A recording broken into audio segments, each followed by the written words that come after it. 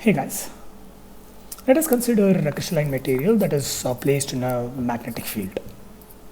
The magnetic field that surrounds these crystalline materials, it varies with time. Now to this crystalline material that is placed in the magnetic field, you are imposing a force, and in response to this force, the positions of the atoms are getting dislocated. Now then, the force experienced by each of these atoms, it depends on its position and the velocity at which the atoms are moving around, and all this is happening within a magnetic field that varies with time. Now such a physical observation or such a condition can be expressed using a ODE like this, wherein you are relating your force in the form of acceleration using this term to the position of the atoms using this term, and the velocity in this term. So the force experienced by the atom depends on the velocity of the atom and also the position of the atom. So all these are captured here, and the entire crystalline material is placed within the magnetic field, and this magnetic field varies with time, and that is captured by this term here. So ultimately what you end up having is a linear non-homogeneous ODE, and this is essentially what we want to solve in order to find the position of the atom when there is an external force that is acting within the magnetic field that is changing with time. So this x of t now gives us the position of the atom in response to the external force, the force that you are imposing when there is a magnetic field that surrounds the crystalline material, and this field varies with time. Now let us attempt to solve such a linear non-homogeneous ODE. Now in order to do so, let us begin with something that we are familiar with, that is linear homogeneous ODE. We assume that as the first step of solution, that the f of t is 0. So that changes our original problem to that of a linear homogeneous ODE. Now it is possible for us to make some assumption of such a linear homogeneous ODE. We can assume that the x of t can be represented as k1 e power let's say lambda t. So I can make such an assumption, and when I make such an assumption, so it's k e power lambda t, or it is of this form here, then such an assumption would give me a solution for the linear homogeneous ODE in this form. So I have my original ODE that describes my problem. I assume that the forcing term that translates my problem, or that changes the homogeneity of my problem and makes it non-homogeneous, that forcing term I assume it to be 0. When I assume it to be 0, I kind of am familiar with the solution that I get for this homogeneous ODE. Now that solution I express it like this. Now what I ultimately have in this case is, in this expression, what it ultimately tells me is how my position of my atom is going to change in response to the force that I'm imposing. What it fails to tell is how the magnetic field that is varying with time is going to further influence the position of the atoms. So what this homogeneous solution tells me is how, in response to the force imposed, my position of the atom is going to vary. What it does not tell is how, with respect to time, when the magnetic field is changing, how this is going to influence the position of the atoms. So in order to capture that, I keep the form of the solution as it is, and in order to capture the missing part, that is the influence of the temporally varying or the magnetic field that is varying with time, I expand this form to something like this. So what I have essentially done is, originally when there was no influence of any external field, any magnetic field or any other field for that matter, my k1 and k2 were independent of time, they were constant. When there was no external field, my position of the atoms were originally dependent on the force that I imposed. In those cases, my k1 and k2 were rather constant, they were independent of time. Now that I have to consider the influence of an additional magnetic field that varies with time, I change the form of this k1 and k2 to k1 and k2 both are no longer constant, but they are dependent on time. I need to have the influence of the magnetic field that is varying with time. In order to capture that influence, I am changing my k1 and k2, which were originally constant for my homogeneous expression, to k1 and k2, which are now dependent on time. I have a force field that is dependent on time, and that force field is going to influence the position of my system.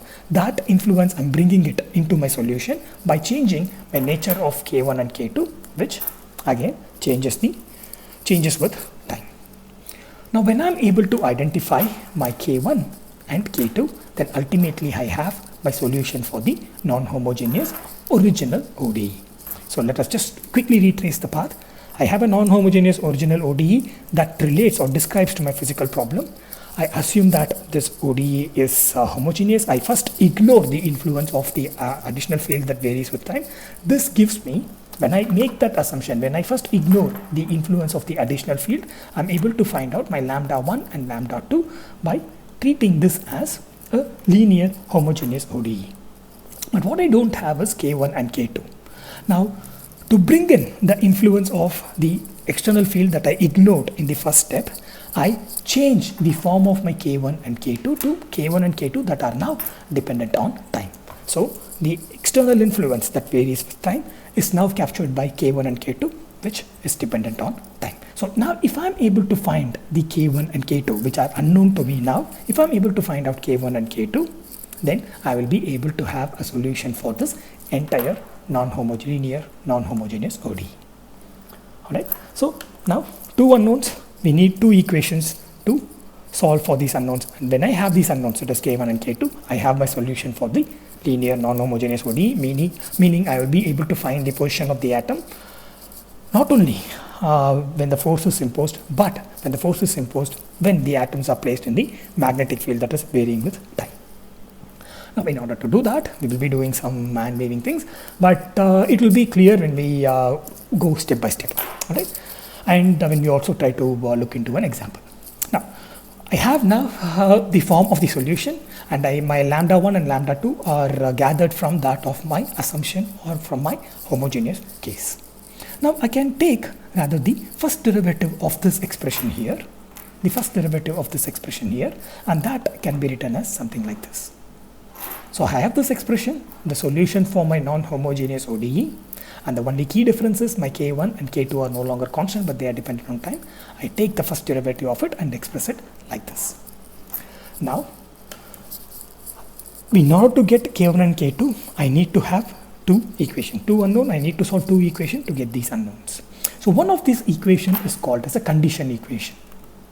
It's called as a condition equation. I need two equations to solve for my two unknowns. So one of these equations are called as condition equation. Now this condition equation is, when I am taking the first derivative of my solution, I assume that the first derivative operates in the homogeneous part of my ODE. Let me repeat. When I want to solve for my K1 and K2, I need two equations. One of this equation is called as a condition equation. I'm solving it under a condition. My condition that I'm considering is, when I'm taking the first derivative of this expression here, I consider that, I impose the condition that this first derivative operates on the homogeneous part of my original ODE. It operates under the assumption that, it operates under the consideration that it's largely focusing on the homogeneous part of this ODE. The homogeneous part of this ODE is this. So the first derivative operates around it. So what it essentially means is, even though I'm expressing my K1 and K2 as the function of time, under my specific condition, the K1 and K2 for the first derivative is constant. So two equations, one equation is called as condition equation. It means I'm solving this entire ODE under a condition, and that condition is the first derivative of my expression here operates under the homogeneous condition. So when I make that, impose that condition, it means my K1 and K2 are no longer the function of time, they are just constant. So what it essentially means is, in this case, these two terms turn to be equal to 0.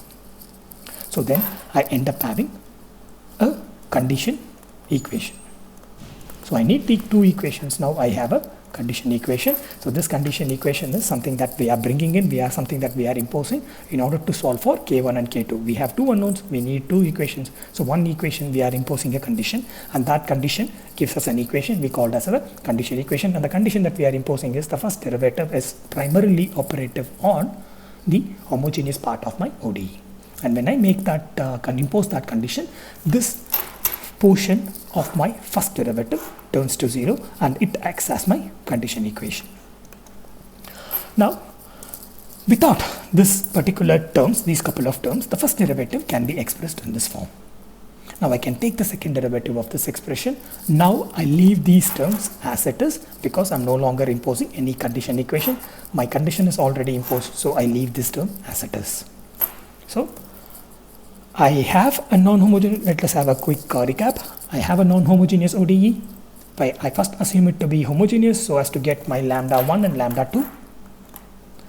And now in order to, my lambda 1 and lambda 2, now in order to ensure that the influence of the field that is varying with time, the forcing term that is varying with time is brought into the solution, I assume my k1 and k2 are function of time. Now I take the derivative of this solution wherein my k1 and k2 are the function of time, and when I take the first derivative of this, I impose a condition stating that the first derivative primarily captures, or it largely captures, the homogeneous ODE. So that means these two terms turn into 0. So therefore this gives me the first condition or the condition equation. Now once the condition is imposed, I'm allowed to take the second derivative. I have an expression for my second derivative. So I have the x term, I have an elaborated x term, I have the first derivative, I have the second derivative. So I have the x of t when there is a forcing term. So I have an x of t when there is a forcing term. I have the first derivative of the x of t, the second derivative of the x of t, again the first derivative under a specific condition. Now I can substitute all these three into my original expression, and when I do that, I end up having something like this. So I have my x of t under a forcing term. I have the first derivative of my x of t under a given condition. Then I have the second derivative of my x of t. I introduce all this to my original non-homogeneous ODE. Now, when I introduce all this into my original non-homogeneous ODE, this is the expanded or extended expression I get. Now, it is vital to note that the lambda 1 and this should be lambda 2 rather, the lambda 1 and lambda 2, these solutions have been identified by assuming my f of t is 0. If you could recollect, in the previous slide we saw, we determined my lambda 1 and the lambda 2, my lambda 1 and lambda 2, we determined it under the condition wherein my f of t is 0. So that means when I substitute my solutions back into this original ODE here, when I substitute the solution lambda 1 and lambda 2 back to my ODE here, it becomes equal to 0. So let me repeat, the lambda 1 and the lambda 2 are the solutions, and these we estimated by assuming f of t is 0. This is what we did. The first step that we did was consider the homogeneous part of this ODE, and that gave us lambda 1 and lambda 2. Now when you substitute this solution that you got from the homogeneous ODE, then this term here turns to 0. So what essentially it means is both these terms disappear.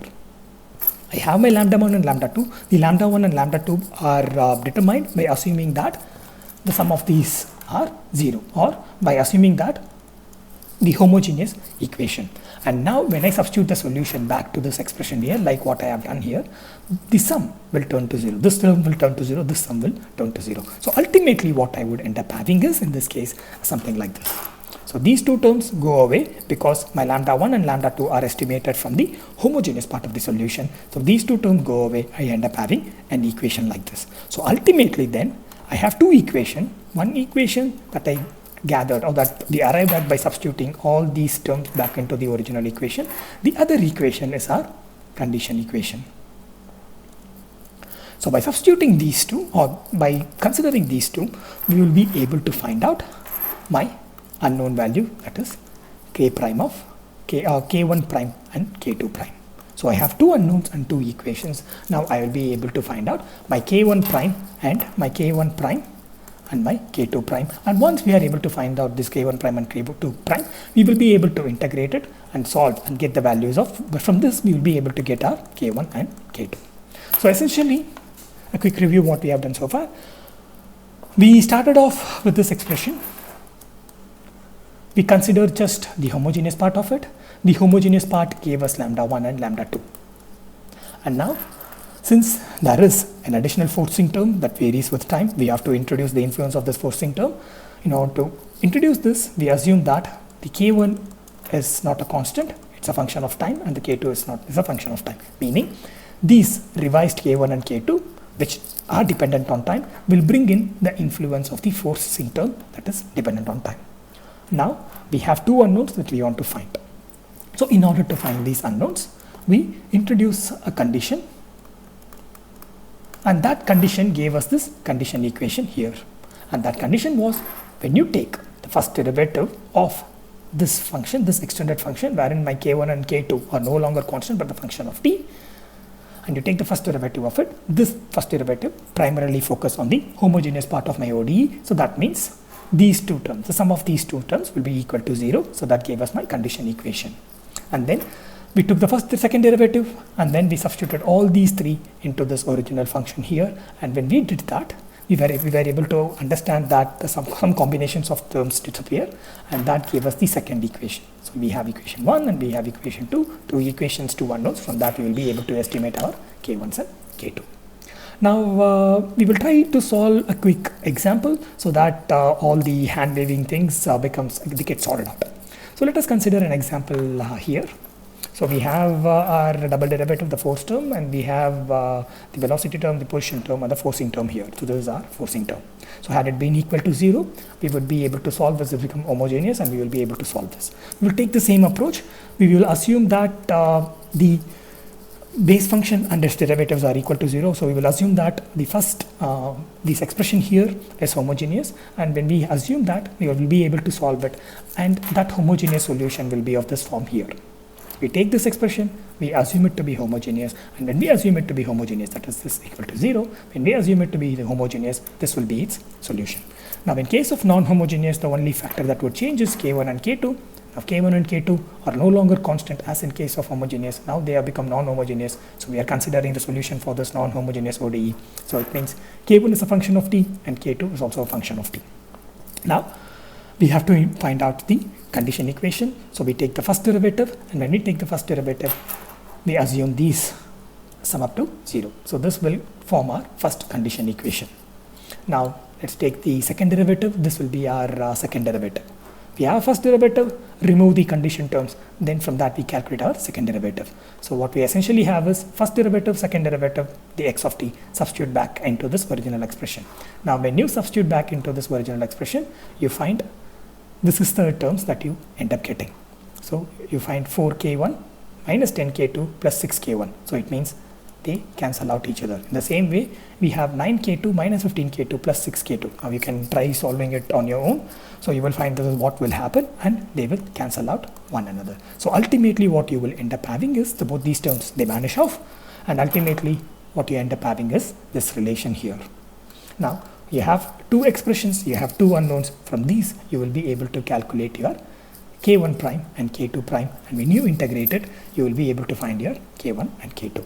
Now of course there is a reason why I am holding out on solving for this k1 prime and k2 prime, because there is also another easier approach, and which we will see in the subsequent section, because since this forcing term is of the form of the solution of x of t, this forcing term here is of the form that is similar to that of the solution of x of t, because in this case if you solve for x of t, you also get a solution that is e power lambda, that is something similar to what we have for the forcing term lambda t. So that is similar to what we have for our forcing term. Since the forcing term and the solution are of the similar form, there is an easier route we could adopt to solve such a non-homogeneous expression. So that we will see in our subsequent session. Goodbye guys.